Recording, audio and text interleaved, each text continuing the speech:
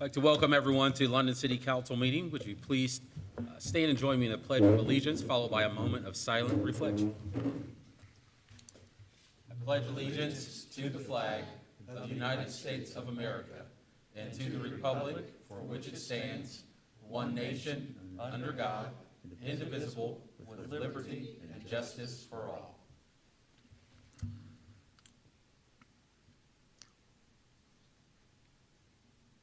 Thank you. Clerk, could you please take the roll call? Eads. Here. Peters. Robinson. Here. Hayes. Present. Hitt. Here. Stahl. Present. Smith. Here.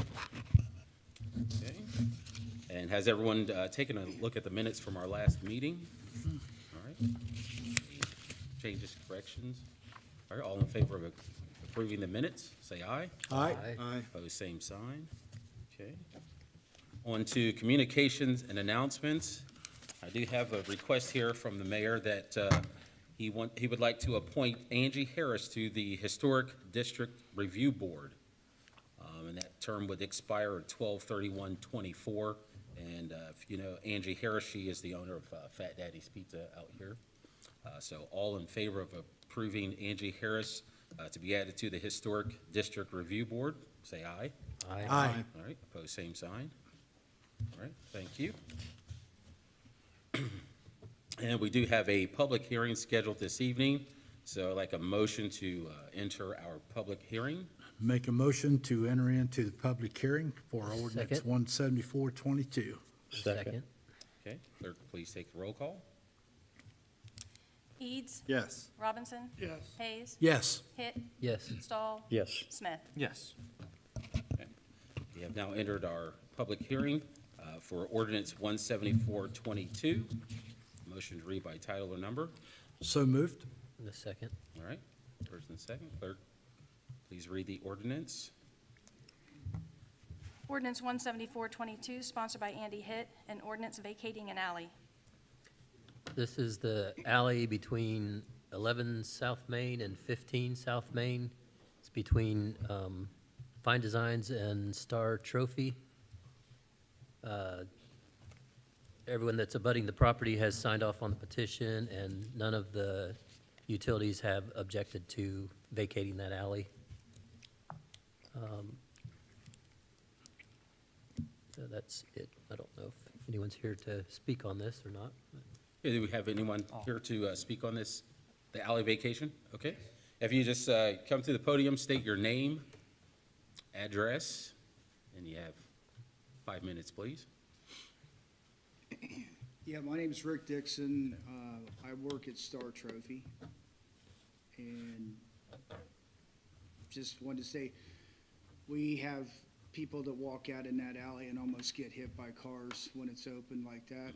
And we have no place to load and unload unless the trucks park out front of the store and block the street, or they park in the back and they block the back alley, and it's dangerous.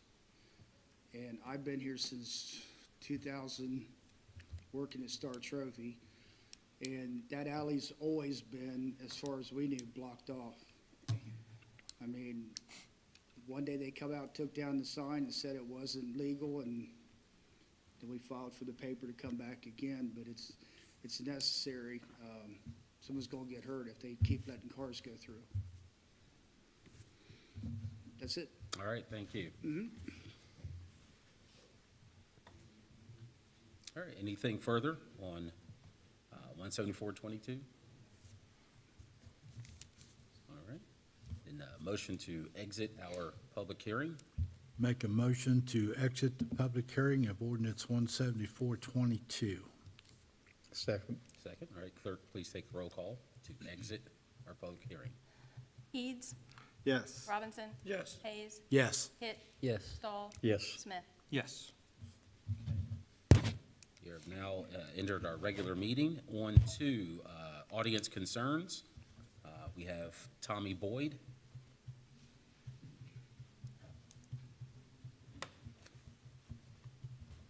Good evening, Tommy Boyd, 48 North Union Street. Mine's kind of short, sweet. just the lights over on the art building, Art Guild, I think it is that has that, having complaints of the amount of light coming off of it. I understand safety is definitely what we want, but when it's obtruding on the people around the building, I'm hoping to see maybe we can get them tilted downwards, maybe just put some caps possibly on them to kind of shield that light from shooting straight out. Because after they said something, I went by and kind of looked and said, yeah, definitely an eyesore. If I live across the street, I don't want this just pointing straight in my house's windows. So if possible to do something with those guys, black's pretty, but hopefully they'd have caps or something. That good? Are those doesn't belong to the city, does it? I don't know. Well, I know the building does. Did we put the lights up, or is that something they did, or who would we contact? Hello? Okay, so the building is ours, so Right. I have not heard this. Amy, have you gotten a call from any neighbors about the lights?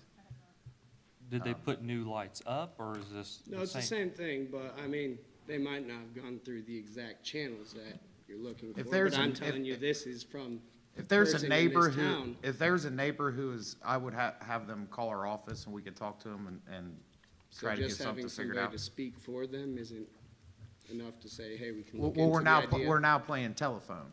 So you're saying something that someone else said, that's Well, a would neighbor you- across the I'd street. agree, though, completely with what they want. It doesn't matter if I live there or not.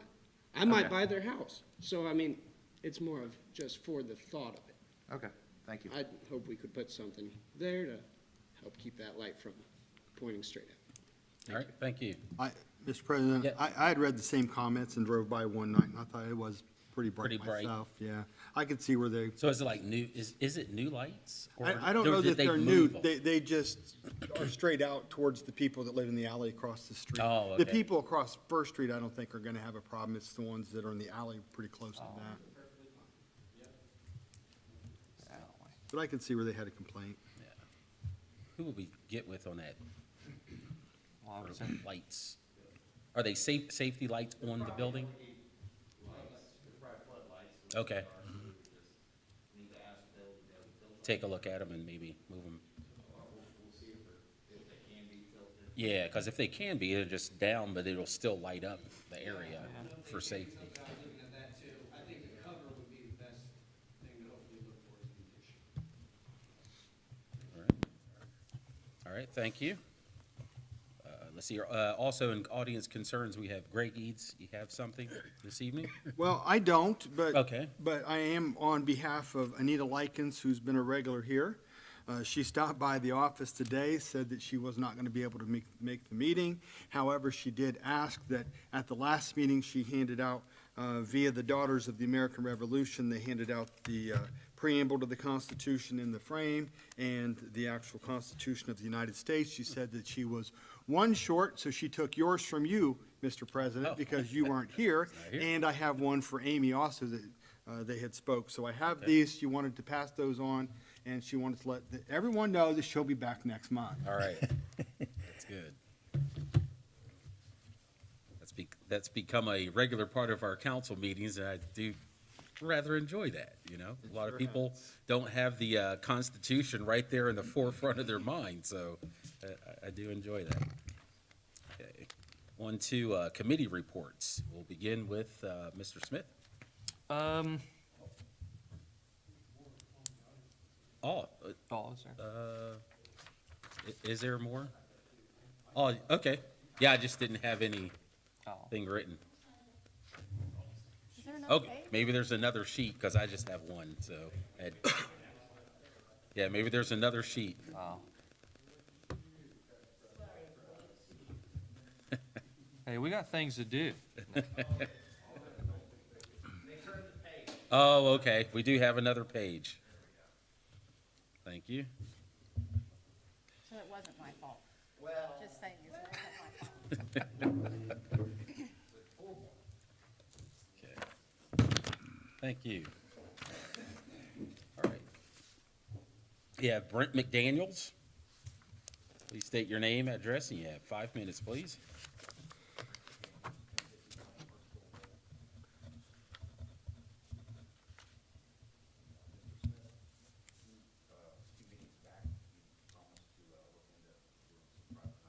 Yes. What was, I can't think of the other name, what was the other company?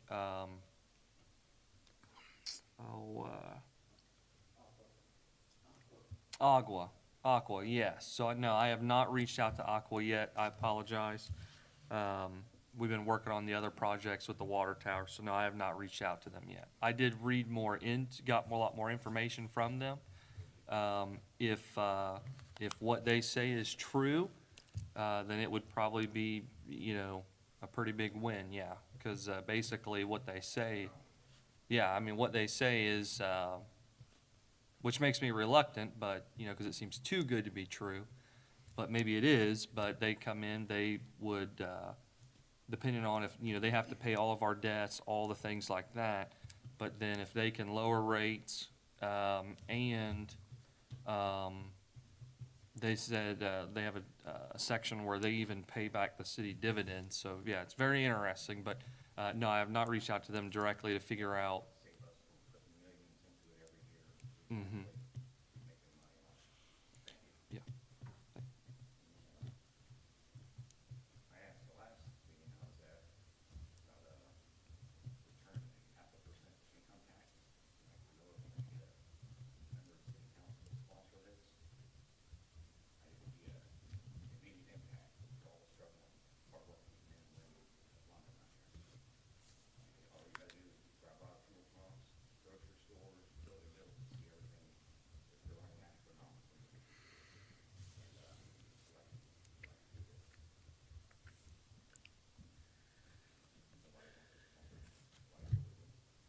I mean, I would answer. Yeah, I mean, I would answer, so, I at least want to give you your respective an answer. So for me, it would be, just because I work inside of London, well, no, I guess now the church moved, so I'm technically outside of London, so yeah, I pay the tax. But, even for someone, just like me, I work outside of London, I still receive all of those services. And no matter how you look at it, that money has to come from somewhere. So all the departments, last meeting, we had to increase the street department's fuel by $20,000, moving his money around so that he can pay for fuel for the end of the year. So those departments are not ran with profit in mind. So as their costs go up, unfortunately, so does our cost as the citizens goes up. So that would be my answer of why I would not sponsor that. Yeah. Yeah.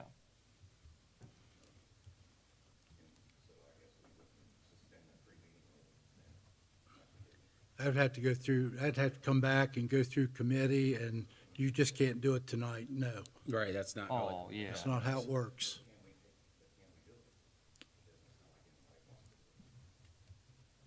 Well, this is something that was just now brought back to us to reverse again.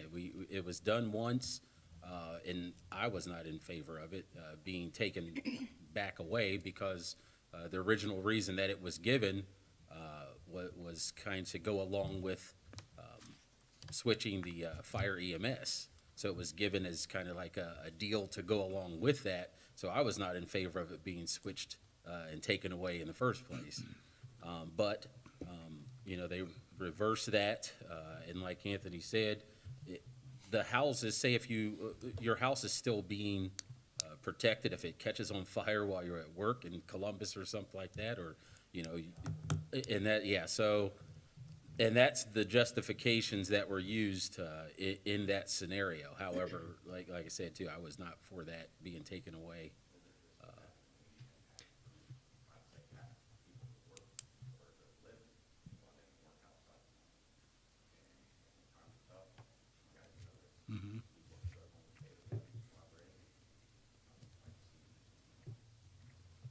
It could be brought up in Finance Committee, would be the committee it'd come up in. I think Josh is the chairman of that. Right. So you could email him to see if he could put it on the agenda, if you would want to, discuss it.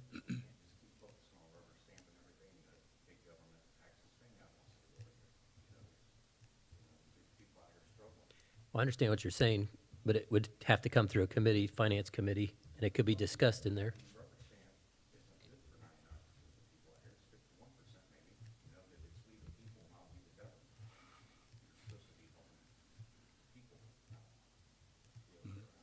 Yeah, it could be hashed over in Finance Committee again, if you wanted to.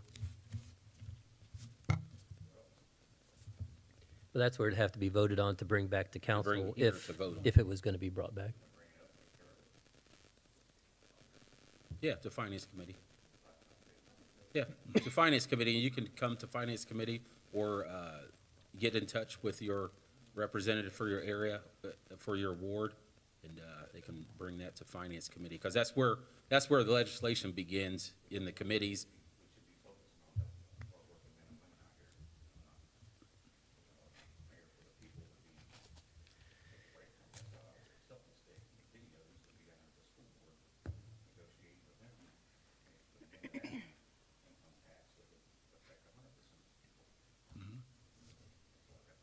Thank you. Would that be something you'd be interested in, is attending the Finance Committee meeting? Okay. Okay. Yeah, that would be this Monday?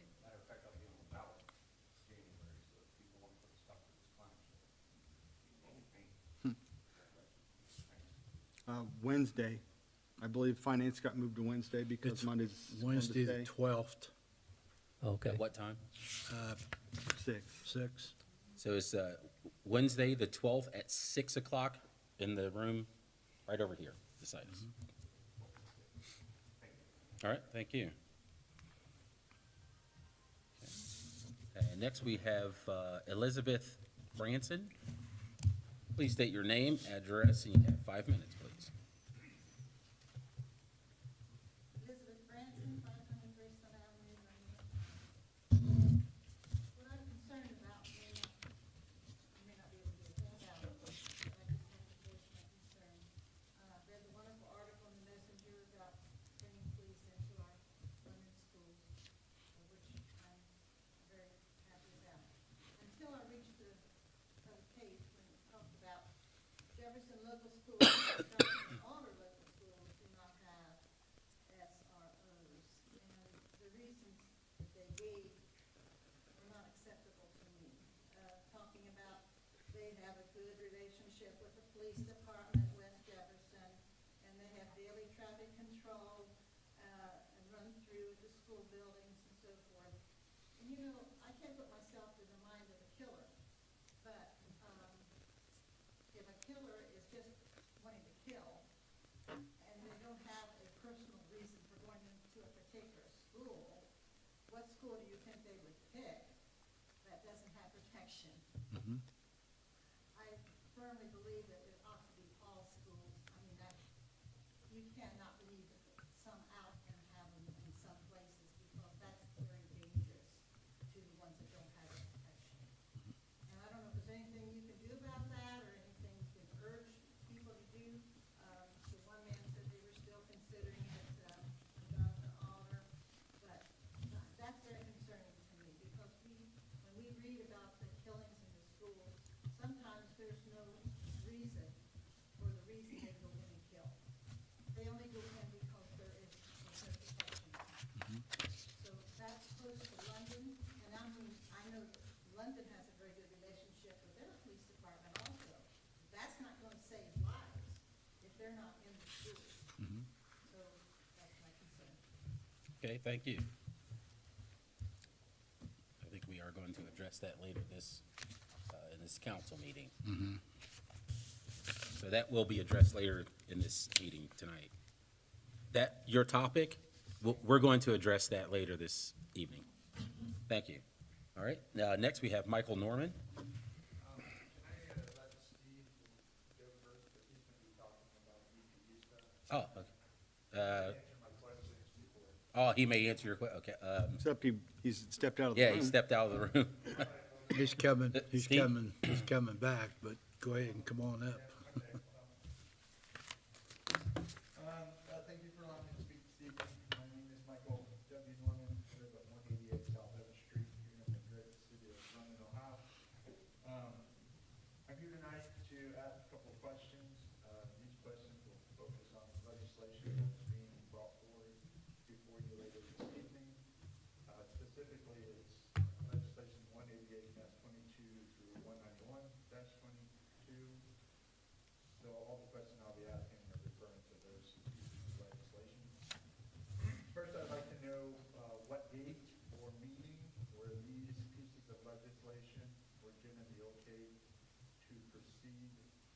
through the process of being presented to council.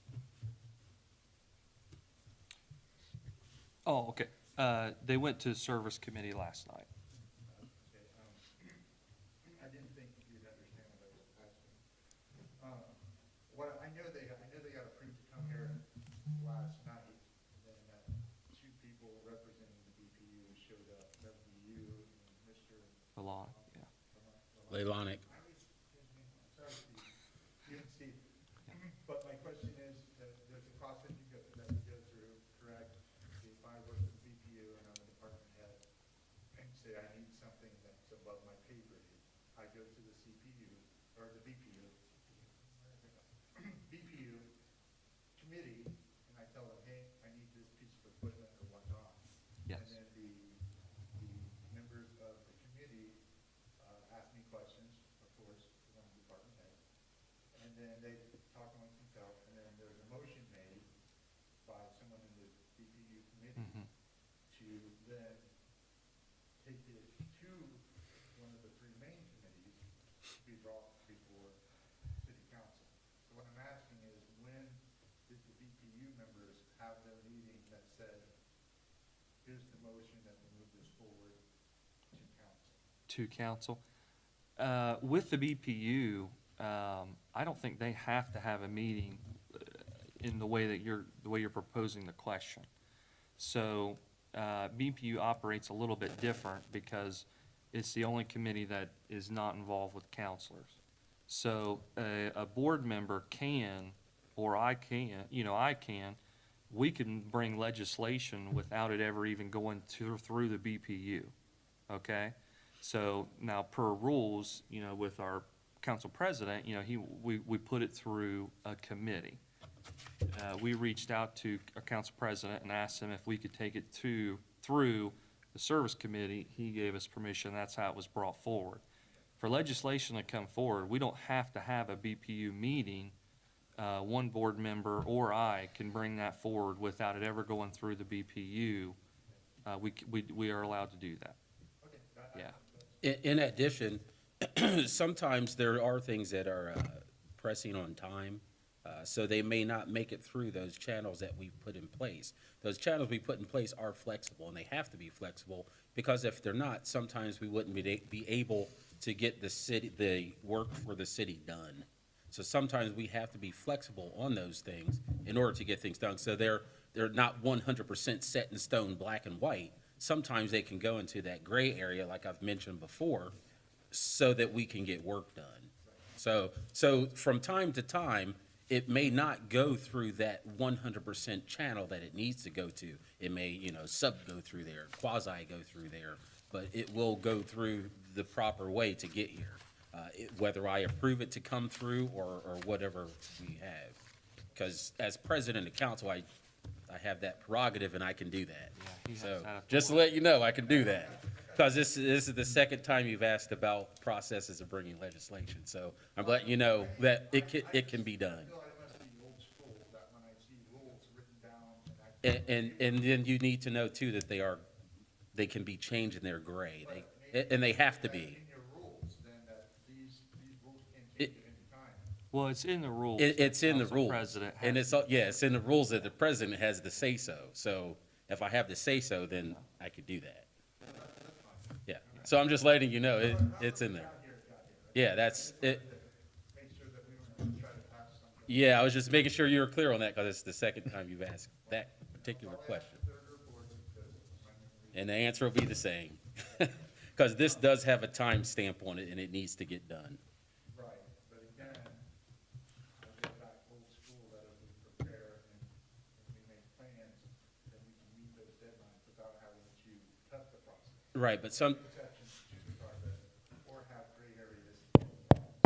okay, but sometimes we can't prepare because of the deadlines that we're given. Sometimes we're given the deadlines in the last minute, so sometimes that's what we do have. So it won't allow us to prepare in order to get it to council so that we can proceed with business. Well, I had more questions, but there'll be discussion time in between the actual legislation. And I could have. Or you can go ahead with the rest of yours now. Okay, thanks. I just Thank you. So here's my question, if this legislation is passed tonight, and, if it's passed tonight, because we know we do the 3 tonight. If it's passed tonight or later on through the process, is there a time limit or deadline that the BPU will have, not set by the loan company, because specifically the one I'm talking about is about the $1.6 million loan. Is there a timeline on our end, like say for some reason the loan company says, okay, we're not gonna have a deadline, you'll be able to do this whenever. On our end, because we approved it tonight, how long does the BPU have to get it done? Is it a year, 2 years? Is there a So- timeframe? There is no timeframe, or they Well- get it done when they get it done? So the 1.6 is for engineering services. So for us to, with the contract with Burgess and Nyepel. So, which I realized at that moment, if I was in the business world, I should have became an engineer. So, so as far as timeframes, there's no real push for anything because that is not for work to be completed. That is with the engineering company through the process of, the timeframe, however long we need for them to get it done, to give us the information. So basically, if you approve it tonight and it takes them 3 years to get it done, that's cool. That's Well, it's not gonna take 3 Well, years, I'm but not yeah, saying it's going to, but if it did, yeah. there's nothing procedurally-wise or anything. I think Mr. Leilanic can answer. If you use the microphone, because it's being recorded, so we can hear you. Yeah, do we wanna do, Yeah, that's right, maybe go back to that? because he might answer. Okay, yeah, let's do that, because next we have Steve Leilanic anyway, you're next. I think I used most of Mr. Norman's 5 minutes.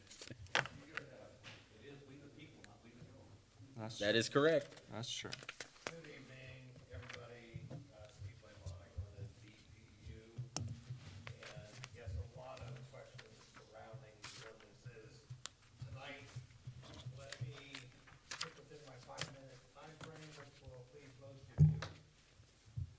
The mayor met with me in January of 2020 and said he had some major things that needed to be resolved in the utility sector of the city. He asked me if he'd like, or if I'd like to tackle some of these problems. And being in the private business sector, not affiliated with government at all, he thought that I'd maybe bring a different viewpoint to the problems that city government has. And I tended to agree with him and agreed to an appointment with the Board of Public Utilities. So the last 2.5 years has been eye-opening, to say the least, and a lot of hard work, a lot of hours put into the problems that the city of London faces. Chiefly, the Eastside water treatment facility, which was erected 8.5, 9 years ago, to the tune of multiple millions of dollars. Unfortunately, when the wells were dug, they were contaminated with ammonia. That plant has produced nothing, no droplets of water for the city of London to date. So it is something that needs to be repaired and fixed immediately. 8 years later, 9 years later, immediately. So we have been through a lot in the last 2.5 years. We've been through a pandemic. We've been through multiple test studies with not only the Ohio EPA, but the federal EPA trying to address our situation. To no avail. We discovered there was a treatment, some microbiological filtration system, that there were only 2 plants in the world, they were both in Iowa, who were addressing this situation, and they were almost test studies. And so to go through a multi-million-dollar plant renovation to gear up for this sort of treatment just didn't seem logical. The board didn't feel that was logical. Administration didn't feel it was logical. We didn't want to be guinea pigs. So hence, continue to find the solution. So we dug trying to find good water. We went around trying to find good water. We tested wells around the area trying to find good, clean water. And we had an inability to do so to date. Our friends at Burgess and Nyepel, who's the engineering company that won the RFQ last year for the sewer trunk line project, which of course is all part of this equation as well. We asked them to help us with the water situation, okay? Give us some, take us in a different direction. Let's try something different. They reached out, they had an affiliation with a gentleman by the name of Steve Cantor. Steve Cantor is running the water for South Charleston. South Charleston has ammonia as well. They have 0.9 parts per million of ammonia per gallon. We have 4 times that. So there's, it was almost an impossibility that, okay, zapping a little bit of ammonia with something fix South Charleston, why would it fix ours? So we said, hey, listen, let's go for broke. Let's try to get this figured out. Burgess and Nyepel with Steve Cantor and his team tested this for the last 90 days, multiple tests. And guess what? We can eradicate the ammonia in our water. We can eradicate 4 points per million in our drinking water. We have to go through a process that's called shocking with a chlorine fluoride solution on the front end. We've got plant renovations and rehab on the front end, and then we've got some modifications on the back end. Okay, so be it. It's upwards of $1 million plus engineering. Who cares? We've got our problem fixed, our water problem, our water treatment facility fixed. During this period of time, we discovered that a test well was dug in 2018. Now, mind you, I have only been here since 2020. I had no knowledge of this. We thought, well, what the heck was that all about? Maybe some of you were around during that time. I don't know. But, so we immediately went to that test well and we took water samples. Well, guess what? The water samples at that test well at 265 feet, 275, I'm sorry, 275 versus 150 something with our 2 wells now, had a ammonia concentration of 1.47, less than half. Plus, it's a different aquifer. And so we thought, okay, we can eradicate this ammonia at 4 points. What would happen if we developed that well and we combined the 2 water sources? Now, we'll have 3 wells at our water treatment plant. We'll have 2 different aquifers. What city wouldn't want that? In case something happened with one aquifer or we had a drought situation, we now have an emergency sort of, go-to, all right? So we're in the process now of figuring out what the best course of action is. There's a cost, besides the $1 million upgrade and engineering cost to the plant. It costs $250,000 a year additional in chemicals to treat that, okay? So if we stick with our 2 wells right now, $250,000 to treat that, so at the end of 10 years, $2.5 million with what we have right now. If we develop the other well, okay, have 3 wells, guess what? That's not inexpensive. It is about $2 million to develop the 3rd well, the deep well, with less ammonia. But guess what? Our chemical costs are cut in half. So the law of averages says, okay, over the long term, spend the money now to develop that well, okay? I'm not here tonight to tell you that that's what is going to happen. I'm just enlightening you on what we've discovered so far. We've got the problem licked, and we're going to get that problem fixed in 2023. So why the sense of urgency?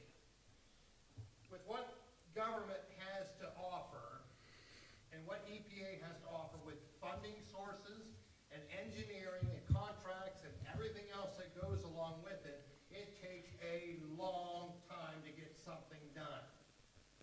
extremely long time to get something done. We discovered this a week and a half ago. It was a hallelujah moment because we've been working on it for so long. We can eradicate and get our water treatment facility working. We can, and we will. We'd like to do it in the best way possible, and I'll be back in front of you with what we decide we're going to do. You have 3 resolutions in front of you tonight that deal with this water issue.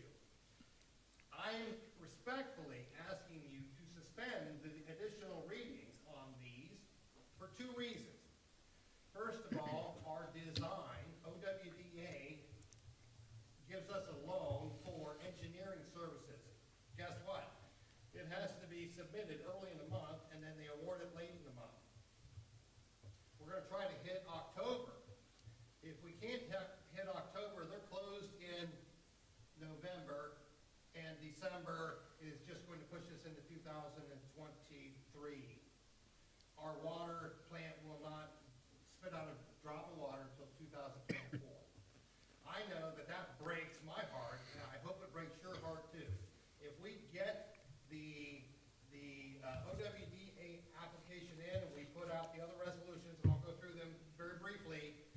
If we get that passed tonight, then we can be on the fast track. We have our engineering company, and we have RCAP that has been working with us for 2 years to get this done, to get everything submitted so that we can get that plant up and running in 2023.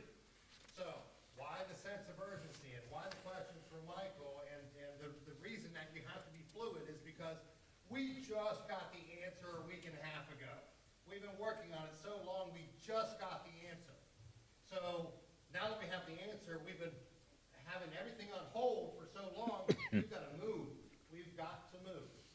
Let me just briefly tell you what this is, and we're not subjecting the city or the BPU to any sort of commitment at all. So, resolution 19022 is authorizing the board of BPU to advertise for bids to enter into a contract for services for the water well development, okay? So, we're just advertising for bids. We don't have to accept the bids, we're advertising for bids, okay? Resolution 19122, authorizing the BPU to advertise for bids for engineering services for water treatment plant upgrades. That's to modify the plant to eradicate the ammonia. Again, we're just advertising for bids. We're not accepting any bids, okay? It doesn't say to enter into contract, it just says to advertise. Number 18822, a resolution requesting financing from Ohio Water Development with the city's water system improvements project by the City of London. Let's see. Let me back up here. Okay, a resolution requesting financing from the Ohio Water Development Authority for design associating with the city's water system improvements. Okay, so we're putting out an RFP for the engineering companies to bid on this process. Now, for the last 2.5 years, we've had Strand Engineering, we've had Burgess and Nyepel. Burgess and Nyepel won our Eastside Trunk project last year. We sort of assumed that they could carry the water. They've helped us with the water, they provided the answer with the water, but according to Jennifer Hitt, the law director, no, we have to put that out for a separate RFP, all right? So, if some other engineering company comes in and they can do this at cheaper cost, engineering cost, that's fine. We'll make the award. But the ordinance is just to allow us to go and put out an RFP. We're not subjecting the city or the BPU in any of these 3 ordinances to any money expenditure. You're not authorizing us to enter into contract. It's just to get the ball started so we don't miss the window for funding. Does that make sense? Okay. All right. Number 4 is 18922. That's the Eastside Trunk project that the RFQ determined was Burgess Nyepel. You know that's a very, very large project. I'm not going to get into that this evening, and I'm not asking for that to be suspended. I'm not. We'll go through the full readings on that. Which one did you say? 189. 189. 189. Okay, that's the engineering for comes with the $1.6 million engineering cost, okay? That does need a lot more clarification, and we need to spend some more time on that. The water can't wait. The water can't wait. Now, with that caveat is the Eastside Trunk Project, which I've spent most of my time on, and our engineers have spent most of our time on, is absolutely critical for the city. The design takes a lot of the burden off of Amherst Pump Station and shoots it up to this new sewage line. I mean, it helps our infrastructure, especially during weather events that we have. It is the answer that we've been looking for. It will not only help with future growth, it's going to help with our current infrastructure right at the moment, okay? So that's critically important, and if you decide to spend it, I'll dance for you, but I'm not asking for that. I'm asking for the water, and water is critically important, and timing is everything, all right? So I may have exceeded my 5 minutes, I'm sorry, but this is very, very, very important to the city, extremely important to the city. All right, we do have a question. So,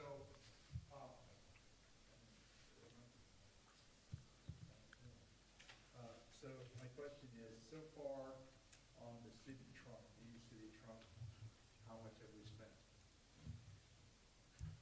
Just ballpark, give a general idea How much have we spent? on the trunk. We have not spent anything at all. We have a general services contract with Burgess Nyepel, General Services, which encompasses a lot of, some of the preliminary studies, Michael, all right? The estimate that we got from them last night was about $15,000 for not only the sewer project, but for all the help with the water. Okay. Well, and here's why I asked, because I'm a little confused, because we have 189.22 where we're asking for the 1.6. And then we also have from last year, about August, there was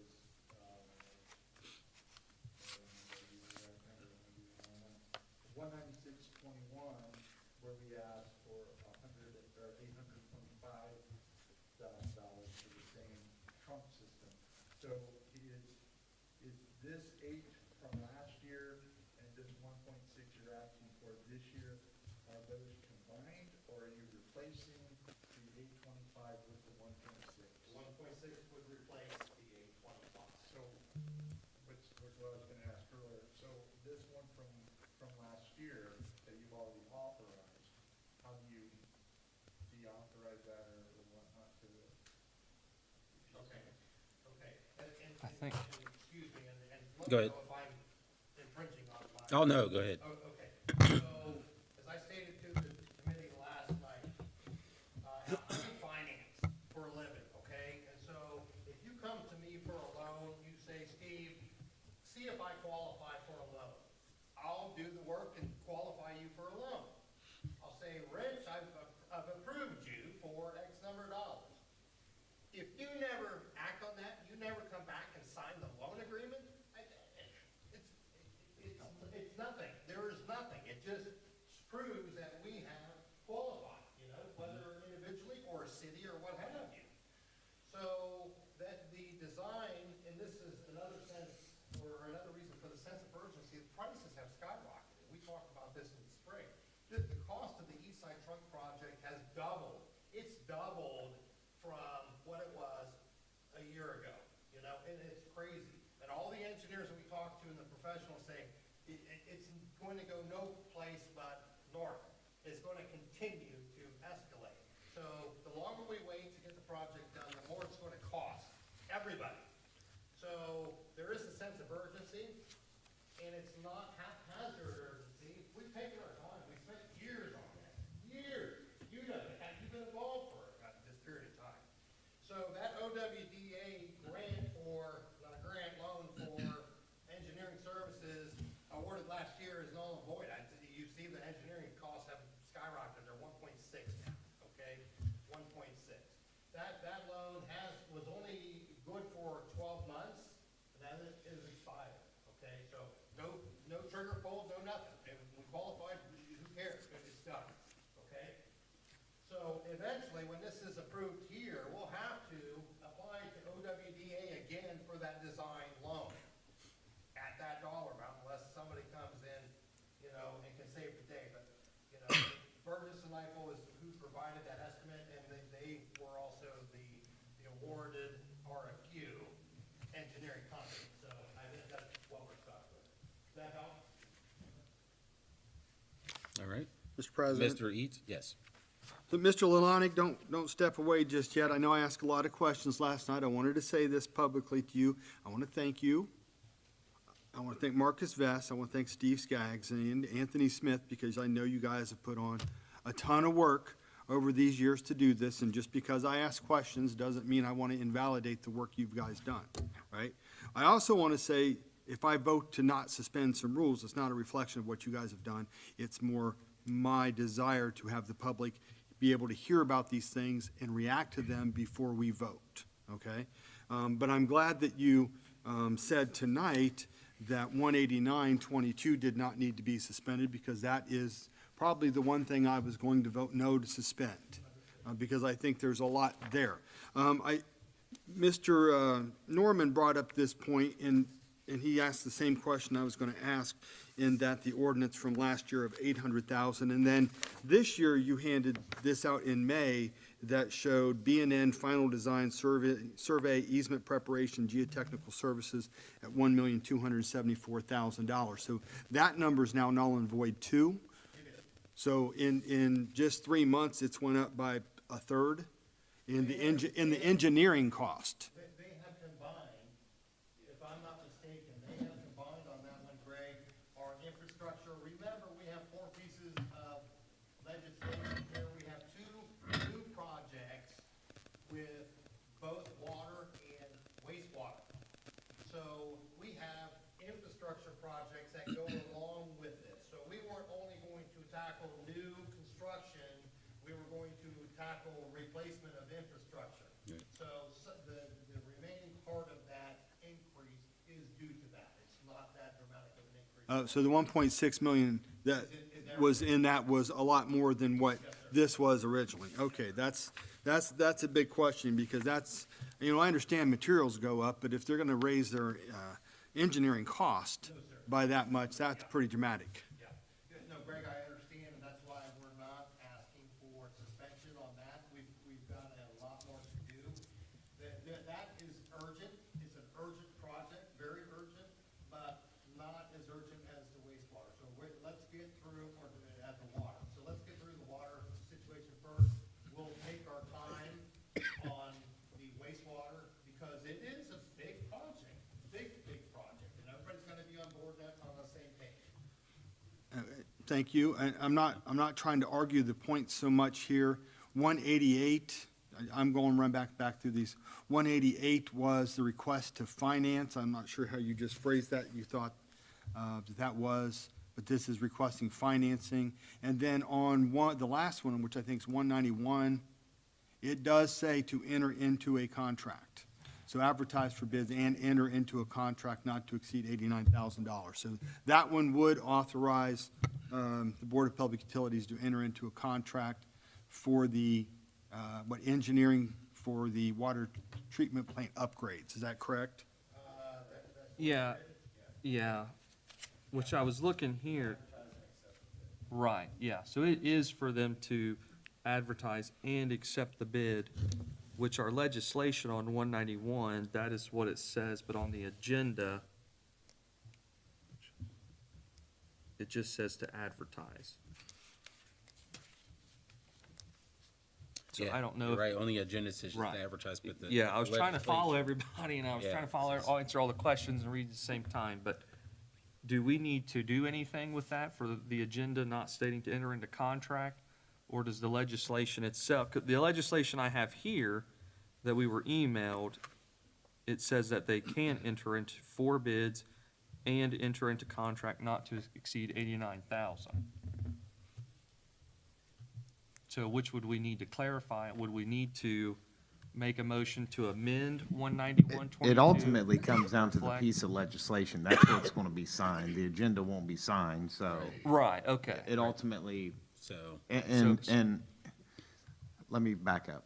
I believe, okay, I'm not the law director, but I believe that the legislation is the The legislature. end. I mean, Right. that's what gets Yeah. signed, that's what gets filed, that's Yeah. what it is. Right. And then if it's different after that, after we, because we'll run this by the law director, of course, and if Yeah, it's that- different from there, then we would Yeah, I mean, change it you after can, that. I you mean, would can, it Because hurt- there is a I mean, this difference. agenda hasn't I'd even been rather- read yet. You can amend the agenda right now to say, Okay, right, because I'd rather to make sure we advertise got it- and accept. You can amend the agenda right Okay. now. Okay, so I can make a motion to amend the agenda for 19122 to add the additional of accepting the. And I think 190. Yep, 190, same deal, Yeah, yeah. because 190 says to enter into contract. To No. advertise and accept. 190 is okay. It matches the legislation.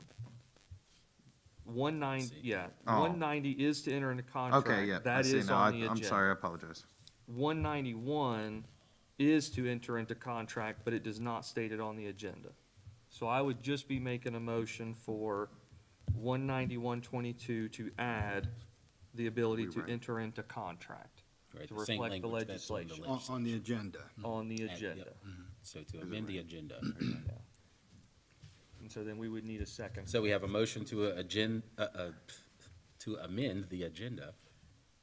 If that's necessary. Yes, I I think it can be a clerical error. I agree with the mayor that it's the resolution that's drafted, once it's signed, that Right, is, it- that is the It document. definitely is, but we like to go I ahead agree. and I- amend Yeah. this. Just for transparency. And cover it now. And, Okay. because we've, Mr. Leilanic, I think misspoke when he said that it was to not enter into contract. And then it says right here, not to enter contract, and then the legislation Says to enter into contract, so let's So clarify, let's, right, correct. totally clarify. So we have a first I'll second it. and a second. Clerk, please take the roll call to amend the agenda. Eads, Yes. Robinson. Yes. Hayes, Yes. Hitt, Yes. Stahl, Yes. Smith. Yes. All right. All in Mis- favor of Oh, go ahead, approving, sorry. of approving the corrected agenda? Aye. Say Or aye. do we need a motion or a voice vote? I think it's a voice vote for. Well, I the think we agenda. just motioned and voted, so we're good. It's done. So all in favor of approving the amended agenda? Say Right. aye. Aye. Aye. Right, There we the go. same sign. There's a voice vote. All right, there we go. Yeah. Now, Mr. Long, when this came out initially, which was shared Tuesday about 4 o'clock roughly, I had a ton of questions that I wanted to ask. You came last night, and I appreciate that you came again tonight. I asked you to come. I'm really glad that you came because you actually clarified some things for me tonight. But one of the questions that I still have, you said that they tested this multiple times, and if you said this last night, I must have missed it as I was taking notes, that they've tested water for the last 90 days. And one of the things that I've heard ever since before I was on council was that the problem was that it wasn't tested for initially, or we would have never been in this situation. So did they test water only for ammonia, or have they tested water for everything that the EPA requires, including ammonia? And are we going to be comfortable and know that that water source is not going to be contaminated later, and we're going back through this again? So, let me first apologize to council about, the speaking for, 190-22. Okay, I did not see that either. And, there's no excuse for that other than we've had so much conversation. in the Right. last Yeah. 24 hours that everybody's head's spinning a little bit, rest of mine. So, Greg, the issue that I am aware of is that when water is examined, is tested, ammonia is not one of the gases that is tested routinely. It's not. You have certain core tests for bacteria and other contaminants, heavy metals, et cetera. Ammonia is not one of those. You only get the ammonia concentration levels when it gets sent to a lab, and we use MACI, referred to as MASI, okay? And so, when the wells were initially tested, way back when, I can't tell you, but, my guess is that nobody was considering that there was concentrated levels of ammonia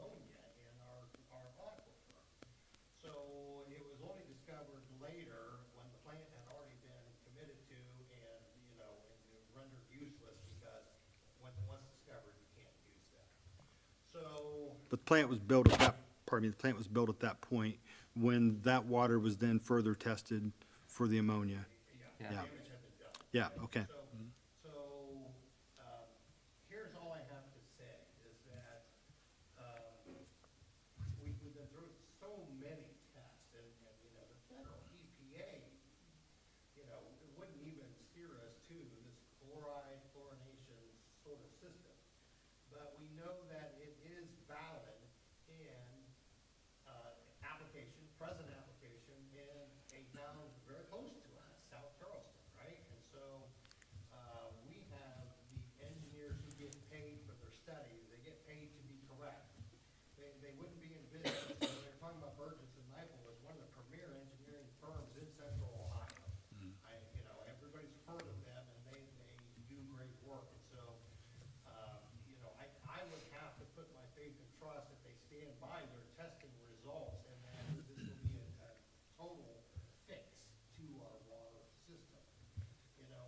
I would venture, I don't even know what our recourse would be, Greg, if it doesn't fix the problem after they tell us it does and then they charge us for engineering. I would say that we have a very good solid footing to, make this whole, right? Well, we're not gonna do the same contract that That was the done. previous BPU and council had worked with. Right. They let them write the whole contract and it absolutely protected themselves. But I think to what you're asking, Greg, I can give the answer of, yeah, I mean, it should be clean, but I'm gonna ask again tomorrow. That's a good question. I don't think that it should be clean, and Steve, you're saying that you would put your faith in them, and I understand that, but I kind of want, I think we as a council want to know with as much assurance as we can possibly get. They Right. do, so they've been doing the water tests Right. on the drills. We have the drill logs. TJ has all the drill logs. Oh, yeah, right, the And- new and- drills, and wells the we water did, yeah, they test. tested everything. And the water test back from Yes. Massize. Right. So And that is TJ the- has those in his office. And that is the well from 2018 that was discovered? That's both of them. Both of them? Yeah, Okay. that is right, yeah, because we did full test on them, On all, okay, yes. And ammonia was the only issue, okay. yeah. Query from Greg was, okay, what happens if we do all this and it doesn't fix the problem? Well, it'd be a travesty that we go down this path and then 2 or 3 years later, we're back in the same situation. Yeah, we have to have some assurances from our engineer that's getting paid a lot of money to engineer this, that it works. I don't know how to correctly answer that. It's not somebody who's just throwing, an email saying, hey, try this. Here is, something else. There was some testing done, whoever drilled that well back in 2018.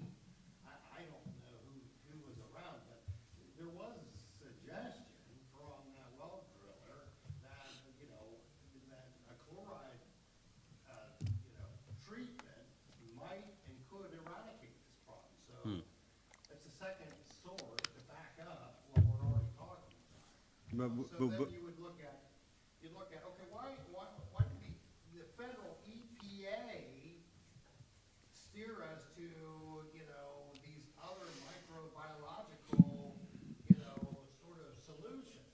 It doesn't make any sense to me. And the Ohio EPA as well.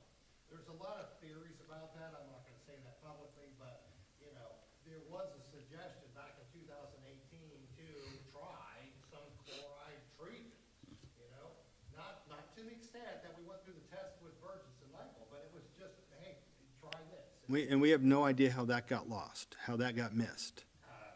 No. Well- You have to ask the chair of that BPU committee back in 2018. Yeah. Well, and this administration was in office at that point. Who knows what was shared, who knows what wasn't shared? I don't know. Right, and I don't know either. Yeah, and I can tell you that we were never told that that could be fixed with the chlorine chloride. And I'm not a water expert. I am not an engineer. What I was told was, this is what you're going to have to look at is either a cleaner new well, which we started punching for that, and then try this micro, whatever it was. So, I mean, because I- was I'm on only council told what then. I'm That was told, never and- discussed. and I am not like I said, I'm not a microbiologist. I'm not an expert in water. When you're told things from experts, from different platforms, So we're, from my vantage point, we're not in a position to go back and point fingers, okay? We can after this is all over to try to prevent a disaster again, but we got a problem. We've been working on it, and we think we got a solution. That's where we're at right now. We have a solution. It's gonna cost some money to fix it, but not nearly what we thought it would be. And we have to act quickly unless we wanna push this out until 2024. That's where we're at right now. Which I would just want to add, this is the second solution that this BPU board, that we've came up with. Because we have two solutions that can fix the problem. One is much better than the other with the bacteria. Right. If the bacteria, it takes like a year, once we build everything, it would take a year for the bacteria to become functional.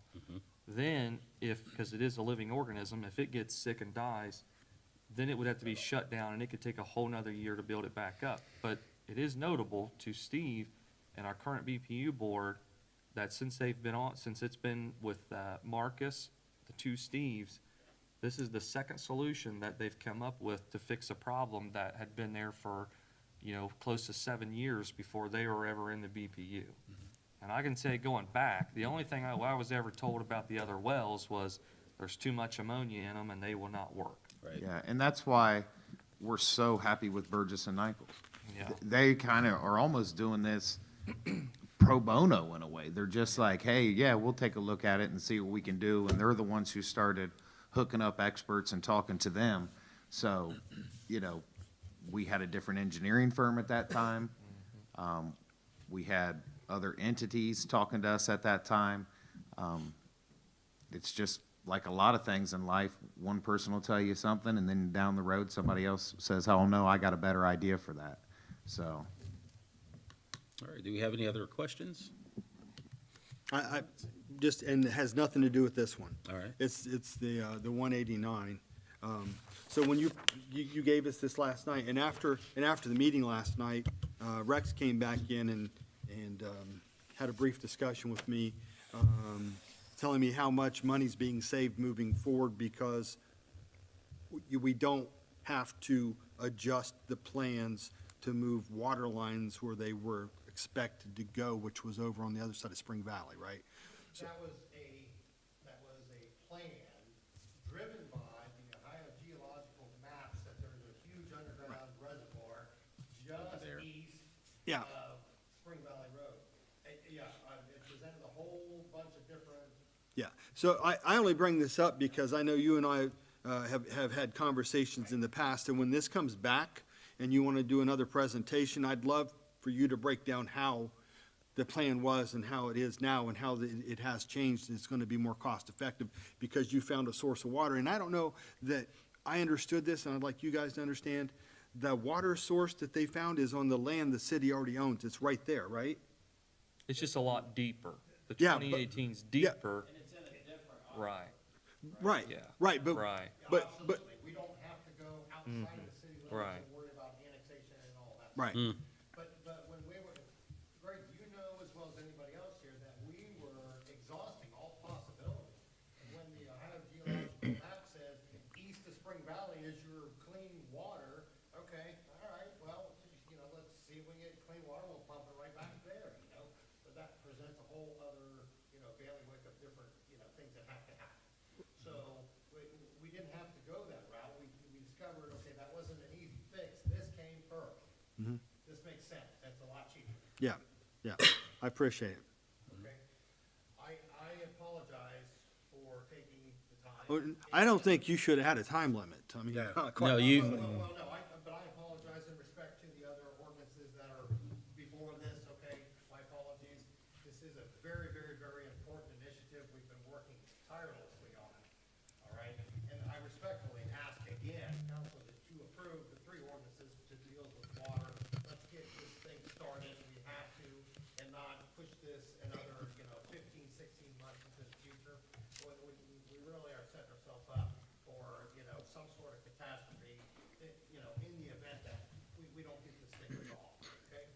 And we do thank you for your comments and everything, but I did allot you that time, so you don't need to be. So, we did need clarification on that, because this is extremely important to the city, that we do get this clean water. It's going to affect future growth and everything, so we definitely need to do what we can now. What's been done in the past is done, and we, like I've said before, we can't keep kicking the can down the road. We have to get things done, because we can't keep kicking it down the road. So, thank you.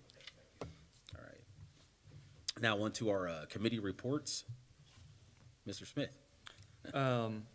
Basically, I just have with the resolutions. Okay. I don't have anything. All right, Have nothing new. okay. Mr. Hayes? Safety Service meeting will be Tuesday evening, the 11th of October at 5 PM in the conference room. All right, thank you. Mr. Robinson? So I attended last night's public service meeting. We've went over quite a bit of already what we went over last night, but I'll go over the Parks and Recreation review. With the swimming pool, they've been looking for quotes to sandblast and paint the pool. It's never been sandblasted, so we're looking into getting that all taken care of. They're having troubles getting quotes. We have one person that should submit a quote, but has not yet. The company that was doing it never submitted a quote. So, we're waiting for that. They visited it, but the one company, they just visited on the 4th, so it's only been a couple days, so it's not that bad. Splash pad's been winterized. They've already started working on the concrete curbs around the splash pad. That's about it for the pool. Volleyball, their season's 3/4 the way over. Their last game is on the 9th. Tournaments will start the week of the 10th. Majority of their games have been at Calhoun Park, but they have had to move to the community center due to the weather.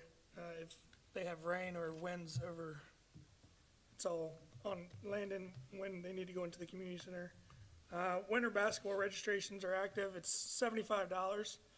They're open now till October 30th. After October 30th to November 6th, it'll be a $10 late fee.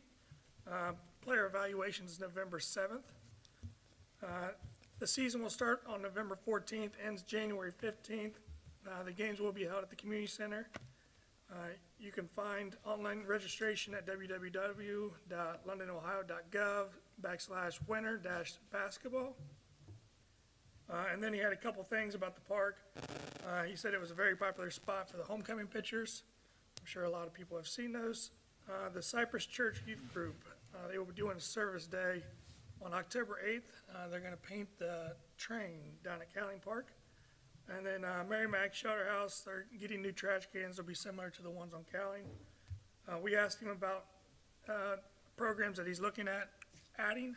He talked about a sand volleyball league starting in the spring. It's not finalized, but he has brought that up. The next public service meeting will be, I think it's November, hold on 1 second. November 3rd. Oh, that's 2021, sorry. November 2nd, 6 PM in the conference room. All right, thank you. Mr. Eads? I also attended the service meeting. I'll take care of the part that Bill Long advised us about from the street department. He did submit a 2-page report. I'm not going to tell you all of those things. Here's a couple highlights. The camera that we purchased is back. The seal, I believe, had broken in that. It had water in the camera. That was repaired. They had to do a firmware update. Camera's back. It's being used as of yesterday. It was being used on Richmond Avenue, which brought up the point that Bill was really upset that people ignore the signs that say road closed, drive down the road anyway, drive in somebody's yard. I asked if anybody got arrested. I think they should have been. If you're not going to pay attention to the signs and you're going to put our workers in danger, you should probably get a ticket for that. But he was pretty upset about that. He brought that up. The 56 project, the paving was completed. If you noticed, they were doing the painting of the stripes down the middle today and crosswalks. That part's done. I don't know, is that all done now, Mayor? or Rex? Is, As I was coming in, they would look like they were getting towards the end of Pickett Stick. You're talking about the striping on Pickett Stick? yeah, As I was coming here at 6:05, they were almost to the bowling alley. okay, because I seen him, The traffic all backed up. okay, I seen him finish at this end. Do they also, are the crosswalks in? The white, like, I see where they're laid out, but are they actually painted? coming into town, they were, yeah. Okay, so those will be in too. Okay. The dump truck that we approved money for, they have no idea when they're gonna find a dump truck. There's none available right now. They may not be available till 2024, possibly in 2023. But we wanna spend money to buy a new dump truck. We're not gonna be able to do that now. He did price mowers. He's looked into leasing those as a better option. Elizabeth, you live in this area, the Marymount and Graceland area. They found that they need to relocate a couple utilities, some gas lines out there to get that going. They did send 3 people to snowplow school, which I'm glad to hear, because we're gonna need people to plow. The bathrooms at Callan Park are now closed for the season, I believe. Is that what you told me yesterday? They've had some problems, people plugging those up. There was a sensor destroyed in one of the bathrooms, but I think Bill said they're locked up and they're done for now, but I don't know if that's true. So they got damaged once again. Things got tore up, so we locked them for now. There's a possibility they could open back up. We're trying to get them open, especially for rentals. When people rent the place, we try to get them open for that, but we're just kind of day by day, once again, got torn up again, so. And the last item that I was gonna bring up was, it's because it's a personal pet peeve, is the potholes at the railroad tracks. And they're just really, Cherry's awful and Madison's awful, and those are the worst ones. But Bill advised he did try to contact the railroad, and they're trying to pass the buck a little bit, say they don't have any funds, but they may try to get it repaired. At least he made the phone call. That's all you can ask sometimes, so I appreciate that. So that is my report for the street department last night. Okay, thank you. On to our city official reports. Get my selfie stick. I want to thank everybody for coming out. Just real fast, Brian was talking about the Sand Volleyball League. Greg, do you want to talk about the team you're thinking about putting together of some city employees and Well, some yeah, no, councilmen? you brought it up. He wanted to know if I was gonna play, and I said, well, Brian should be there, and he said he's retired, and he said Ken is so tall, she could be up on the Yeah, net. so yeah. So Greg and I are thinking about putting a team in it, so if city council members want to, we might be the coaches, but we're going to put a team together of city council members and some elected officials and some employees, so. I do want to start out by apologizing. I won't be at the next council meeting. That is the Chamber of Commerce's Bonanza. So I will not be able to attend council, as I'll have to attend that. I'll put that on the list. I think I'll miss you. You're gonna miss me not being here? Well, and there's a chance of first one in November too, Henry. You might get 2 in a row, Oh, my bud. goodness. Maybe we'll go for the hat trick. But we talked about a lot of this stuff. You know, the legislation in front of you tonight pertaining to the Board of Public Utilities. So, you know, we all seem very happy that we feel we have a plan in place to finally get that Eastside plant operational. So it consists of the new well combining water from multiple wells and the treatment process. So we're being told that this will treat the ammonia in the water, so hopefully we can get that plant producing very soon. It's been a long journey, but it does finally feel that there is light at the end of the tunnel. Greg will like to hear this. We are continuing to fix, repair, and replace fire hydrants that need service around the city. The water department, with the assistance of the street department, have been doing major repairs or replacements every Wednesday, and then smaller jobs kind of throughout the whole week. So since we started that process 2 months ago, we've been able to fix or replace 20 hydrants. There are still more that are being scheduled for this month, especially the big replacements that we do every Wednesday. But the pace they're going at, the amount we had, got 20 done. We're looking to hopefully be done by early November with all of them before the winter hits. So I do want to thank both of those departments for their hard work and getting that issue addressed. The Parks and Recreation Director, Landon McKenzie, and I met with London City Schools Athletic Director Jimmy Wolverton. We had a meeting about the possibility of using their gymnasium for the spring youth volleyball. Mr. McKenzie and Mr. Wolverton, are currently finalizing dates, and the school, it looks like they're going to be able to help us out. So we also brought up the possibility of maybe needing some space for next year's basketball. Mr. Wolverton is open to helping us out with that also. So I do want to thank London City Schools. They're always such a great partner to the city of London, and it's great to know when we need something, they're there to step up and help us out. As Mr. Robinson spoke about, outdoor volleyball is currently going on, and registration for youth basketball has opened. We will be playing this year's basketball league in the current gymnasium, so if you're interested in signing up, you can visit our website, londonohio.gov, or our social media pages, especially the Parks and Recreation social media page. I did talk about before the friendly competition between London, Plain City, West Jefferson, and Mount Sterling at the last council meeting. So we're holding the canned food and non-perishable food drive for these first couple weeks in October to align with World Food Day, which is on October 16th. This will be called the Be the Change Challenge. All 4 areas will be holding the food drive now until October 16th. So you'll be able to drop off goods or monetary donations to City Hall or their village halls. For each item collected, we'll each get a point, and then at the end of the competition, we'll be able to see who has the most points and what city or village won. As you can see, we're starting to get some things going. I appreciate Councilman Eads brought in some stuff today. Hopefully, I'm going to do kind of a drop-off place where I just sit outside and have the truck and just hope to pull some more people in. Each community is doing this for their local food pantry, so we will be doing it for the Help House here as well as London Food Pantry.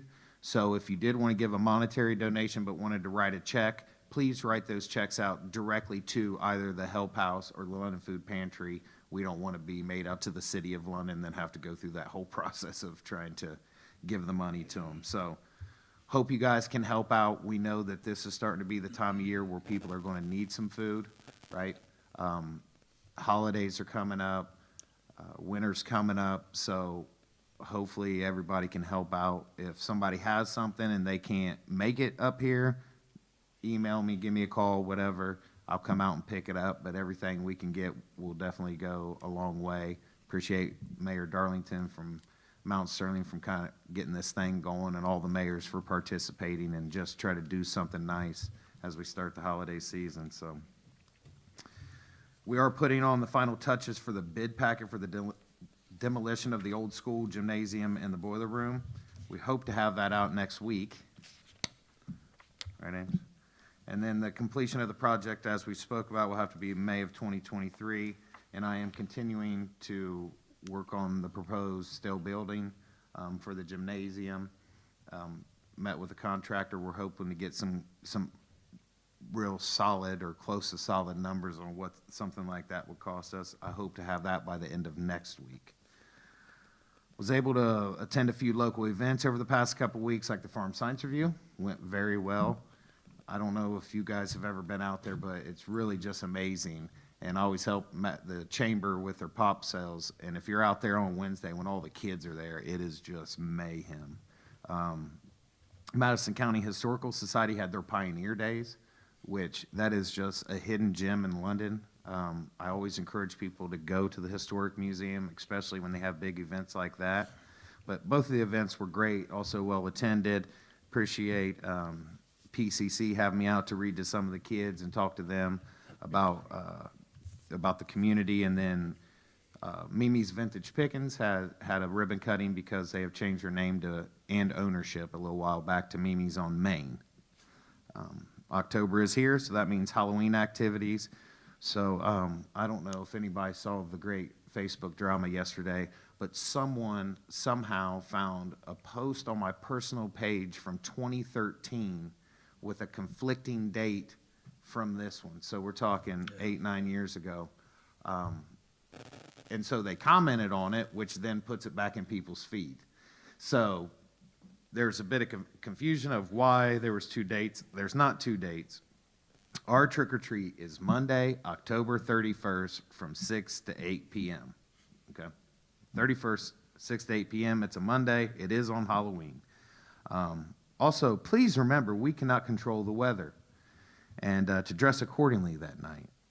And, you know, if it's looking like it might not be a nice day that day, there's plenty of things going on both weekends before. I've put up a little flyer that people have been sending me their trunk or treats. I have 5 other trunk or treats that are going on within the city of London. A couple the weekend before, and 3 of them on the Sunday, the 30th. So there's plenty of opportunities, no matter if it rains one day or a different day, there's plenty of opportunities for local kids to get out and get more candy than they probably need. Was able to participate in the London Homecoming Parade with our safety services. Great parade, well attended, and it highlighted all the student athletes, which are fantastic. I don't know if you guys know, but London is having a great sports season across the board. Actually was able to go out and pick up a little bit of the girls' soccer game last night and the boys' soccer game. They have some great teams. Golf did fantastic. Henry's daughter did wonderful for the girls' golf. I think maybe second team. Yeah. Second team all league. I mean, there's just mentions all across the board for all these student athletes. London Fall Sports has just done a wonderful job. So it was nice to have that parade, which highlights all the sports and all the student athletes. So just very proud of them. I want them to know we're proud of them, not only on the field of what they're doing on these fields and courses and things like that, but what they're doing in the classroom as a student athlete. So on to the fun fact, which is the number 49. It's been a couple weeks, but in the Battle of 42, as you guys have probably heard, we were able to defeat Jonathan Alder by scoring 49 points in varsity football. Always have that little rivalry between me and the mayor, but we know that the rivalry between schools is very strong also. So with that being said, we were able to bring back the Mayor's Cup trophy, which is out in the case out front, bring it back here to City Hall. Still waiting on Mayor Carney to wear that beautiful London football T-shirt one day at her Village Hall, so we can see that red and white on her. And I don't know if you guys, I guess there's no spoilers because you can't watch it, but I just got a text that London 7th grade just beat Alder 34-0. Wow. So that 7th grade team has let 1 touchdown be scored on them all year long. Wow. 1 touchdown all year long. Jonathan Alder, 7th grade, was also undefeated going into this game, and we beat him 34-0. Wow. So, and I assume the 8th grade game is going on currently right now. So, fantastic all across the board. So, appreciate you guys. That's all I have. Thank you very much. Thank you. Can I ask 2 questions? Sure. Thanks. You talked about the hydrants being repaired. I appreciate that. I Yeah. think everybody appreciates that. Have you noticed whether the water levels have improved? So, I can tell you that we are at it. I believe they have. Okay. I believe they have. So we are sitting right around 39, 40 feet every day, which 40 feet is pretty much full since we've been doing these repairs. Now, it's also fall, right? Right. So I think we'll have a better idea in summer, especially the beginning of summer when everybody's washing cars and filling their pools, like kind of when everybody gets, or TJ gets a little nervous about how much water we're using. But I can tell you since we started these repairs and some of the major repairs, it feels like the towers are doing better. Okay, thanks. Yep. And then the second question is, we have a link or a place on our website, notice to bid.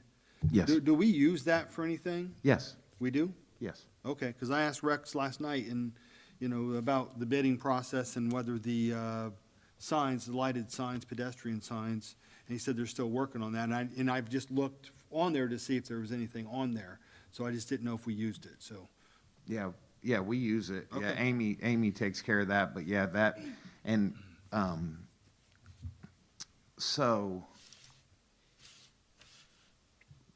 companies find out when people get these grants, so they go to the state of Ohio or those websites and they go, oh, London just got a grant and they accepted it for, you know, almost $500,000 to tear this down. So I immediately start getting calls and emails that people want to bid on this.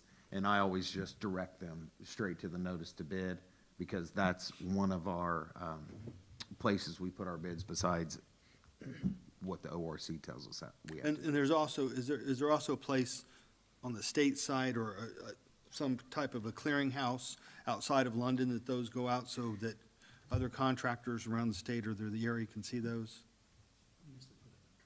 Yeah, so it depends what they are, but there's different places you can put different things. Okay. Right? So we always, like the RFQ that we were talking about, we put that in a certain place, right? Well, and when we put this one out, we'll put this in certain places where it gets more quote-unquote exposure. And I didn't understand what this term was. He used it 4 times last night before I asked. RFQ means what? RFQ is request for, or qualifications, I'm sorry, and then RFP is a request for proposals.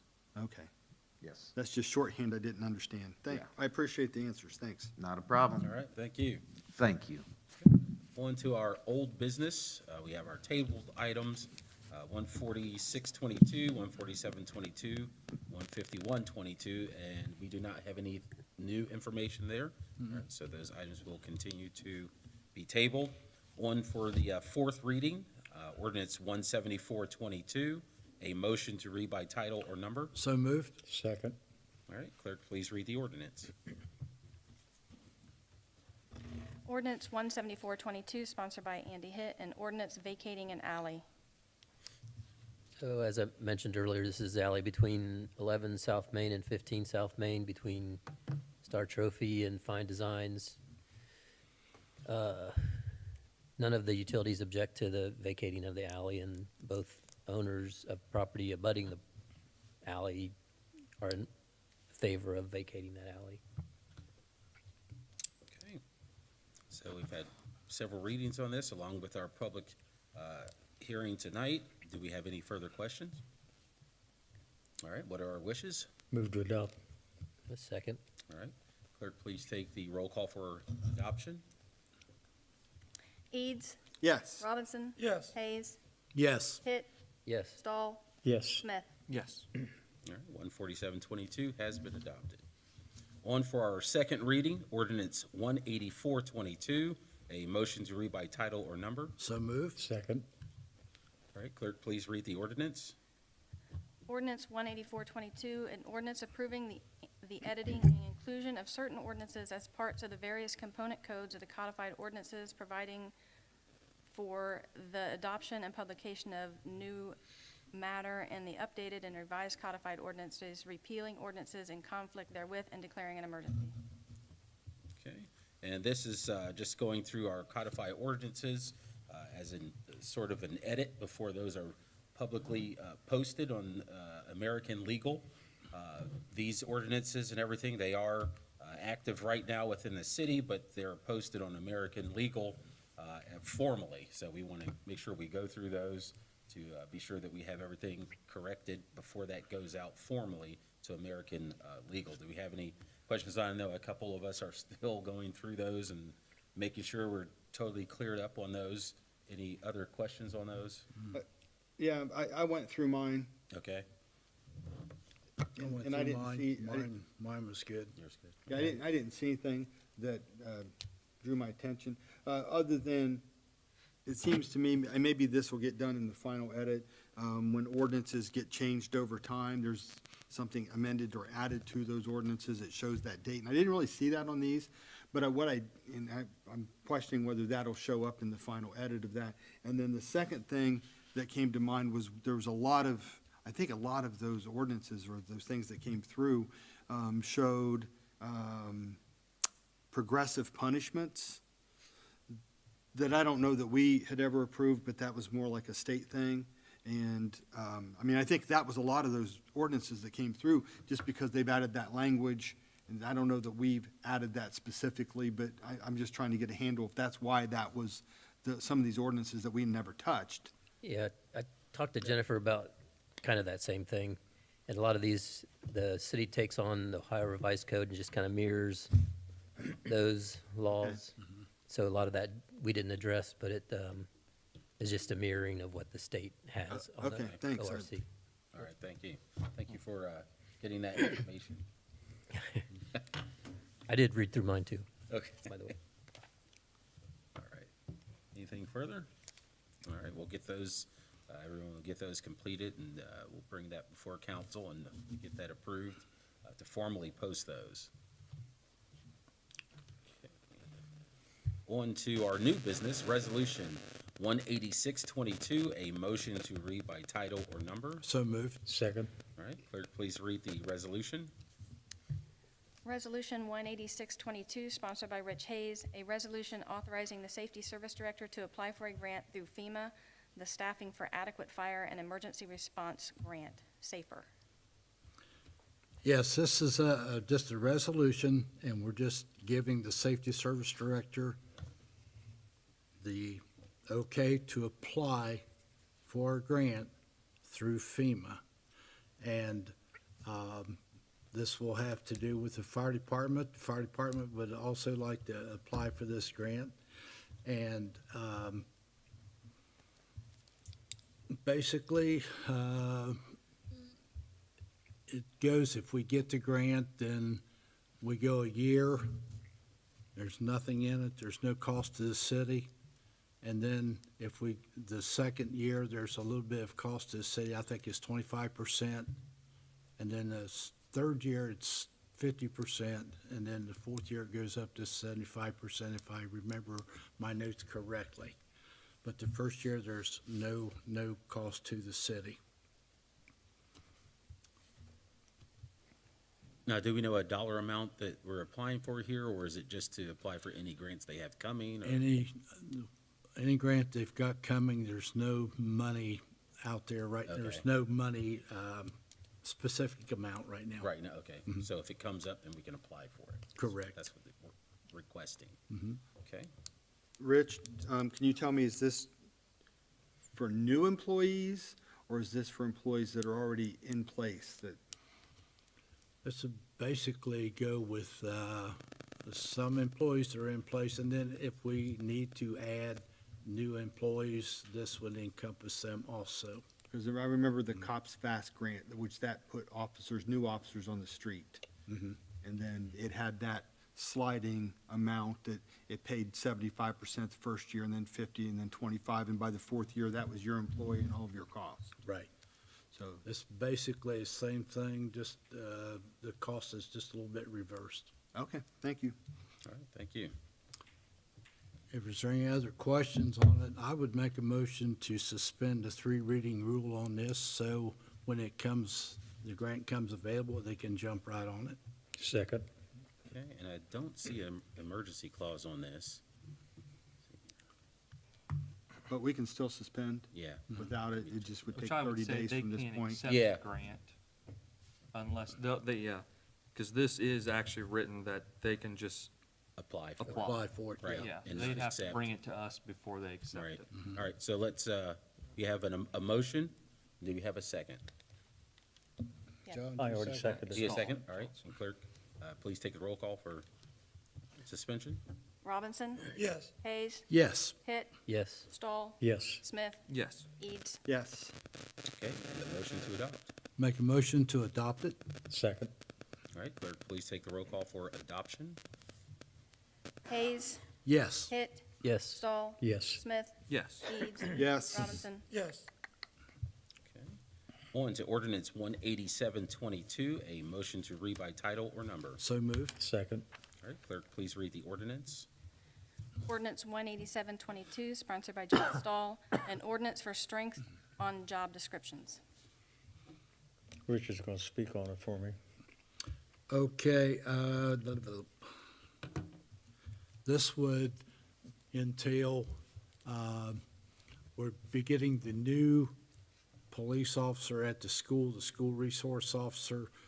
This would give us the ability to hire another officer because we'll be losing that officer to the school, and he'll be there all the time, so that would give us room to hire a new officer. Okay, so we'll hire an officer to replace the officer that's going to be at the school as the resource officer. Correct. Okay, Correct. For 9 months of the year. Right, the other 3 months, I believe they'll be available for You'll be use. available 3 months that they're not in school. okay. So that speaks to the audience concern that we had earlier. So we'll have a resource officer at the schools. That's what this is requesting, to add the resource officer to the school and to replace the officer in the department. Okay. Now, that was, correct me, the school agreed to pay 75% of the cost of a new police officer, Correct.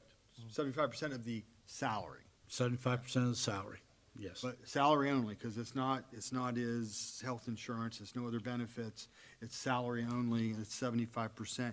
And then will there be another ordinance later that we somehow accept money from the school for that, or how do we do that? I would. Or, I understand this is just changing the strength ordinance, is that Right. right? Right. Right. So we're not actually going through that step, it's just allowing the strength ordinance, is that right? This is to add an officer in the strength ordinance so we can get a SRO for the school. Right, Is there emergency legislation on this one? yes. I have an additional question or comment on this. Not on the police officer part, but when you look at the attachment, is this going to clean up the attachment so we can reset rec director from 2 possible to 1? Because there was a time period on that. And also the BOP, or the Board of Public Utilities clerk, they had a temporary position too that they had. Or was this going to reset those back to the correct numbers also? Or can we amend it to do that, or do we even need to? Because it has dates on there that it. Yeah, it Right, has, but they're still on there. We can just take those off. well, yeah, it'll clean, there's dates on it, so that'll clean them up. I mean, Okay. I so- need to look back at it, but yeah, it'll just, So that'll remove those dates, so it doesn't, we don't have to worry about, it. We just have strength ordinance shows the right numbers. Okay. All right. Any other questions? If there's no other questions, I would make a motion to suspend the 3 reading rule on this. Second. All right, first and second. Clerk, please take the roll call. Hit, Yes. Stahl, Yes. Smith. Yes. Eads, Yes. Robinson, Yes. Hayes. Yes, All right, and a motion to adopt. make a motion to adopt it. Second. All right, clerk, please take the roll call for adoption. Stahl, Yes. Smith, Yes. Eads, Yes. Robinson, Yes. Hayes, Yes, Hit. Yes. All right.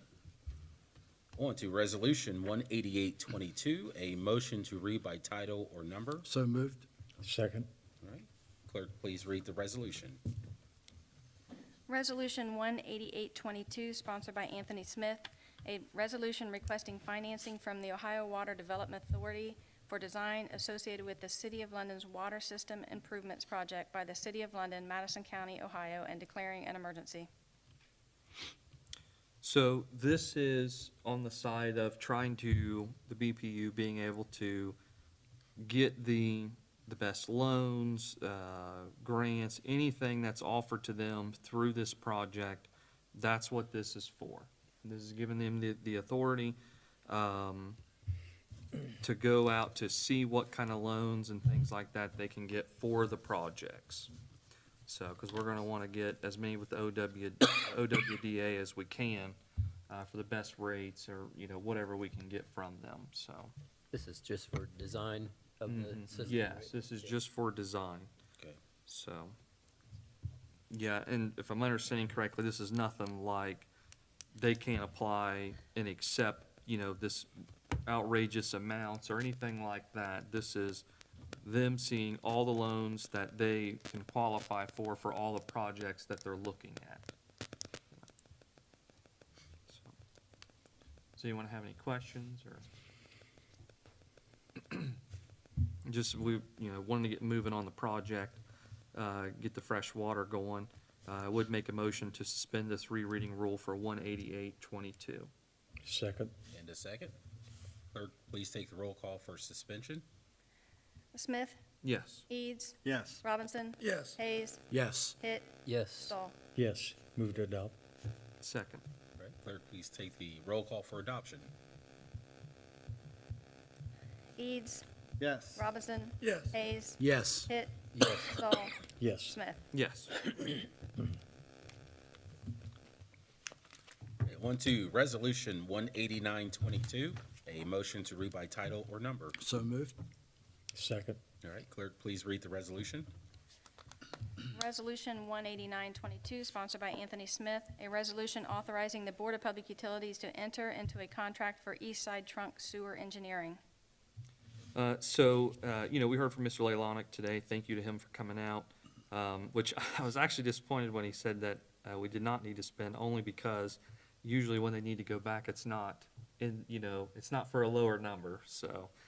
But, it is exciting looking at the projects, the engineering phases. That's what this is for, so, but it looks like they do need to gather some more information, as he mentioned tonight, so no reason for us to suspend.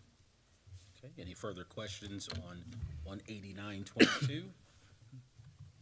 Okay, on to 19022, a motion to read by title or number. So moved. Second. All right, clerk, please read the resolution. Resolution 19022, sponsored by Anthony Smith, a resolution authorizing the Board of Public Utilities to advertise for bids and enter into contract for engineering services for water well development. So, as Mr. Leilanic mentioned, again, to be clear, this is to enter into the contract for the design phase. This is just for the engineering services for their water well development. Was that with the aquifers, which aquifers are huge pockets of water. And so having another aquifer is a great thing, because if an aquifer over at the Eastside plant is connected to our other one, and we're pulling water from the same aquifer, we can definitely run into issues where the water levels could end up still dropping over there. We don't want that. And so as moving forward, what we need to do is develop the well so that it can be a high-efficiency well that allows us to lower the levels of ammonia. And so, which, I remember when they first talked about it, 2018, was that well, it still has ammonia in it. And so with combining the wells and developing it, that helps us to develop another large aquifer to make sure that we're not pulling from the same aquifers, that we have a lot of water supply. So, which I've been at our old plant and watched the graphs where the suction on the wells was dropping, moving up and down, because the aquifer itself was getting so low. So the fact that there's another aquifer with less ammonia, not just the ammonia is great too, but a whole nother aquifer in itself is great. And so this is for the engineering services for that well to be developed, to tell us everything we need to do, how to build it efficiently, correctly, $255,000. And we need to get going on that project to get, everything up and going, so. Does anybody have any questions? So this was for the 275 deep well that Correct. has been dug. Yes. Was there discussion last night about possibly trying to go deeper? He talked well, about going deeper into the well itself. Right, to see if there In was the another future, source? I think that it has not been said at a meeting. I think Steve one time was discussing that he is going to kind of mention that to Burgess and Nyepel to see if we go deeper, could we possibly, what could happen, so. But as of right now, there is no set plan to do that, but, Okay. Steve is very thorough, and I think that's going to be something he's going to look into to see if, hey, if there's a possibility of completely eliminating that, then, why not explore it? And not to do with this, but we approved money for a commercial well digger. Correct. Right. Did they get used, or did we find the water Yes. source and they did not get used? They were used, so Okay. that went through. They were used and they've spent all of their money. We're not gonna see any of that coming back. Nope, Okay. no. I don't know that they ended up using the full amount, because Okay. I just don't know what the amount was that they ended up using. They may very well have. But that was the test wells as they went further east, and we still ran into ammonia. Okay, So for us to use that and then pipe it in, really defeated the purpose, so. okay. Yeah, they did go in and dig. Thank So, you. If there's no questions, I'd like to make a motion to suspend the 3 reading rule for 19022. Second. All right, first and second. clerk, please take the roll call for suspension. Robinson, Yes. Hayes, Yes. Hitt, Yes. Stahl, Yes. Smith, Yes. Eads. Yes. Okay, and a motion to adopt. So moved. Second. Okay, clerk, please take the roll call for adoption. Hayes, Yes. Hitt, Yes. Stahl, Yes. Smith, Yes. Eads, Yes. Robinson. Yes. Okay, on to Resolution 19122, a motion to read by title or number. So moved. Second. All right, clerk, please read the resolution. Resolution 19122, sponsored by Anthony Smith, a resolution authorizing the Board of Public Utilities to advertise for bids and enter into contract for engineering services for water treatment plant upgrades. So this is just dealing with the water plant. As Steve mentioned, there'll be upgrades that with using the chlorine process that'll have to be done specifically to the plant. So that's where this is completely separate. I believe there's going to have to do, I think one of them is going to be like a large contact tank's going to have to be built. And there's going to be some things that are going to have to be done after the water goes through the plant, which is the reverse osmosis. This is just the engineering services to be able to give us all the information, the cost of everything to develop that, to get that plant to where it can accept that chlorinated process. So, if no one does anyone have any questions? I do. Can you tell me, because it's not designated here, where these funds are coming from? What, For all of these things, where are these funds coming from? this would be all from water. It's all fresh water. So it's coming from the Board of Public Utility funds. Well, the water funds. Yeah. Okay, so all of this, and, Yeah. and I'm hoping that we have enough money in those funds to cover all of this. Well, I mean, it's one of those that, yes and no. I mean, as we move forward with these projects, I mean, eventually we're gonna have to go back to the legislation that's been tabled. You know, are we gonna be able to afford these things as we move forward? Yes. But, you know, we're eventually gonna have to go back to the tabled legislation. But there's no point in doing that or looking at the rates, because we don't, until Burgess and Nyepel come in and tell us everything, you know, it's kind of a shot in the dark. So, But we have to pay for this. I mean, right now, this is 89, the other one was 255, so you're about 350 roughly. right, The first one's just asking for money, so we've got $350,000 in these funds to pay for this. yes, Okay. yeah,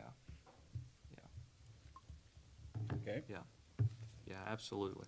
If no one has any, is there any other questions? Right, Jim? I'd make a motion that we suspend the three reading rule for 19122. Second. second. All right, clerk, please take the roll call for suspension. Hitt, Yes. Stahl, Yes. Smith, Yes. Eads, Yes. Robinson, Yes. Hayes. Yes. Move to adopt. Second. All right, clerk, please take the roll call for adoption. Stahl, Yes. Smith, Yes. Eads, Yes. Robinson, Yes. Hayes, Yes. Hitt. Yes. Okay, on to roundtable, begin with Mr. Eads. Well, hey, thanks, everybody, for coming out. I know it was a long meeting. We covered a lot of ground. There was a lot of new information that was presented to us last night. I'm obviously the one that asked most of the questions last night, so I was really glad Mr. Lalanik was able to come out and explain some of these things to us tonight, because I don't think that I would have been able to explain it. Anthony probably would have been. I would not have been able to explain this, because quite honestly, even though I heard it last night, trying to keep the notes of the meeting, I didn't catch all of it. I learned more tonight, and I'm glad he showed up, so I want to thank him and everybody else for showing up. All right, thank you. I just want to thank everybody for coming out. Public service is November 2nd, 6 p.m. All right, thank you. Mr. Hayes. Thank everybody for coming out. A lot of good questions and comments tonight. Want to thank all the football people for coming out, the fans. The stands have been full just about every ball game that we've done this year on the radio. And I want to thank the fans for coming out and supporting their team. We took it on the chin last week, but I think they'll get the ship righted and everything will be better next 3 games. So we're still there. Safety meeting will be Tuesday evening, 5 o'clock in the conference room. I ask the Lord to bless London and its citizens keep us all safe and well. In Jesus' name, amen. Thank you. Mr. Hitt? Yeah, the mayor mentioned trick or treat, so I was watching the news, I don't know, a few days ago, and they said something about fentanyl being in rainbow-colored candies that kind of look like sweet tarts, so that's very concerning. So if you have your kids out trick or treating, make sure you watch what they're getting. I also want to thank everybody for coming out. Glad to see water issues looking very positive. And I hope Cincinnati Reds get some new owners so they finally be competitive. All right, Mr. Smith? Thanks to everyone that come out tonight. Do want to thank Council President for letting us get this, through service, and I want to thank those council members for working with us last night, getting the legislation moving forward. I do want to thank the BPU. Like I said earlier, this is not one but two solutions to fixing our water problem that have been brought forward, so that's very exciting. I do want to appreciate Mr. Leilanic for coming tonight and all his efforts. And then Brent, if you can call me tomorrow, I put it in my phone to get a hold of them tomorrow. Facebook message something, let's get together, we'll talk to, I keep wanting to call him Aqua, say it in English, I guess. And we'll talk to them, we'll see what information they got for us, so, thank you. All right, thank you. And I'd also like to thank everyone for coming out this evening, and thank Mr. McDaniels for bringing the idea of privatizing water to us, because that's something we were not even discussing at all. So at least now we're looking further into it by listening to the community and seeing what they want, and we're actually taking a look into it at the suggestion of the community, which is what we're here for. And thank you to Mrs. Branson for your input, and of course, Mr. Norman, thank you, and Mr. Boyd, and Mr. Leilanic. So, like I've said before, we're the council that, it stops right here. We're not going to kick the can down the road. We're going to get things done.